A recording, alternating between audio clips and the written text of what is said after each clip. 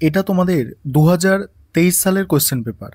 2023 সালে এইচই সেট 2 এর কোয়েশ্চেন পেপারটা একটু দেখবে, আর এখানে আমি সলভ করে দিয়েছি এবং এটা তোমাদের সঙ্গে শেয়ার করছি। তার কারণ এটাই যে কেমন ধরনের প্রশ্ন এসেছিল, কি খুব সহজ প্রশ্ন হয় এখান থেকে, নাকি কঠিন প্রশ্ন হয়, নাকি খুব কঠিন প্রশ্ন হয়, সেটা তোমরা বুঝতে পারবে। আর এখান থেকে সাধারণত তোমাদের কম্পালসারি এইচই ইংলিশ, এখান থেকে খুব কঠিন প্রশ্ন দেওয়া হয় না। মোটামুটি এখানে তুমি ধরে নিতে পারো 80% প্রশ্ন কিন্তু একদম ইজি থাকে, 20% প্রশ্ন একটু তোমাদের কঠিন মনে হতে পারে। দেখো, একটা প্রশ্নপত্র দেখলেই তোমরা বুঝতে পারবে এটা ডে শিফটের প্রশ্ন ছিল, এটাই তোমরা বেশিরভাগ স্টুডেন্ট পরীক্ষা দেবে।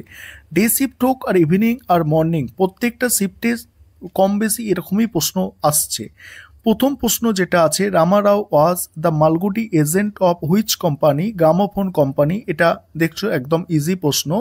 পরের প্রশ্ন হচ্ছে, what was the name of the journal Ramarao came across in the juvenile reading room, অর্থাৎ জুবিনাল রিডিং রুমে রামারাও যে জার্নালটি দেখেছিল তার নাম কি, দ্য ক্যাপ্টেন। ইজি প্রশ্ন আছে, দুটো প্রশ্ন তোমরা ইজি পেলে একদম। তারপরের প্রশ্ন দেখো, নিম্নলিখিত কোন গল্পটির লেখক মুন্সি প্রেমচন্দ। এই জন্য তোমাদের আমি বারবার বলছি যে রাইটারের নামগুলো একটু ভালো করে দেখে যাবে।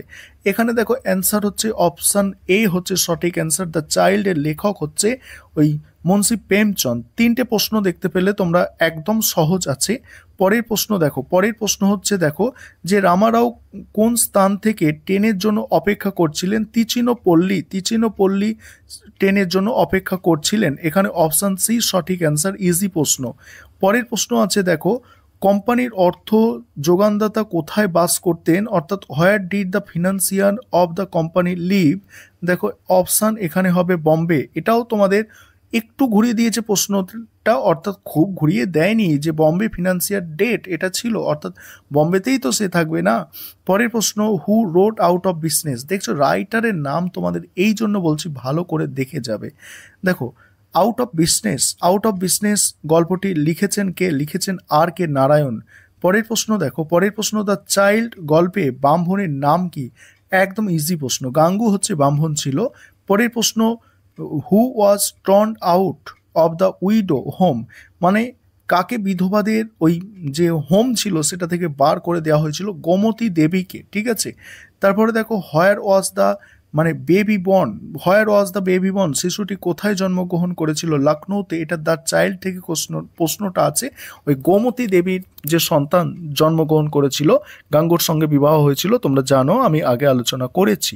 পরের প্রশ্ন, গাঙ্গু চাকরি ছেড়ে দেওয়ার পর কি পেশায় যুক্ত হয়েছিল, what was the Gangu occupation after he লেভ দ্য জব অফ সার্ভেন্ট, হকারের কাজ করতো সে।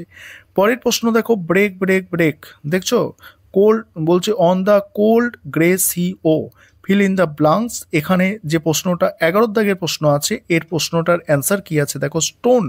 অ্যান্সার হবে স্টোন। পরের প্রশ্ন, Rabindranath Tagore want his country to, Rabindranath wake up to the মানে ফিউচার ওয়ার। আর এখানে দেখো, এখানে আমার এই প্রশ্নের অ্যান্সারটা নিয়ে একটু সন্দেহ আছে, এটা নলেজ হতেও পারে, আর আমার মনে হয়েছে কিন্তু অপশান সি হবে। তোমরা যদি জেনে থাকো একটু কমেন্টে জানিও। পরের প্রশ্ন দেখো, the fisherman boy playing, easy প্রশ্ন, কার সাথে ফিশারম্যানের বয় খেলা করছিল, সিস্টারের সঙ্গে খেলা করছিল। তারপরে দেখো পরের প্রশ্ন কি আছে, হোয়াট হ্যাজ ফেল মানে fail to utter the thought of the poet in the poem break break break, tongue. এটা মানে কবিতায় কোন বস্তুটি তার ভাব প্রকাশের ব্যর্থ হয়েছিল, টাং অর্থাৎ জিভ। ঠিক আছে। পরের প্রশ্ন কি আছে দেখো, পরের প্রশ্ন, who wrote the poet break break break, কে লিখেছে, লর্ড টেনিসন। পোয়েটের নাম তোমরা দেখবে, পোয়েটের নাম দেখে যাবে, মোস্ট ইম্পর্টেন্ট। পরের প্রশ্ন, the dream of liberty and equality for the negro in, দেখো deeply rooted in the dream. এখানে মানে নিগ্রোদের স্বাধীনতা মানে সমতার স্বপ্ন গভীরভাবে কোন মানে স্বপ্নের সাথে যুক্ত, আমেরিকানদের। ইজি প্রশ্ন, এটাও আমি করিয়েছিলাম তোমাদের। What is the meaning of the words, ওই এটা দেখো ওই ইমিউনোকিউফেশন। ঠিক আছে। এই শব্দটার অর্থ হচ্ছে ফ্রিডম, ঠিক আছে। আর আমার প্রোনাউন্সিয়েশনের একটু প্রবলেম আছে, তোমাদের প্রথমেই বলেছি, কারণ আমি ইংলিশের টিচার নই, ঠিক আছে।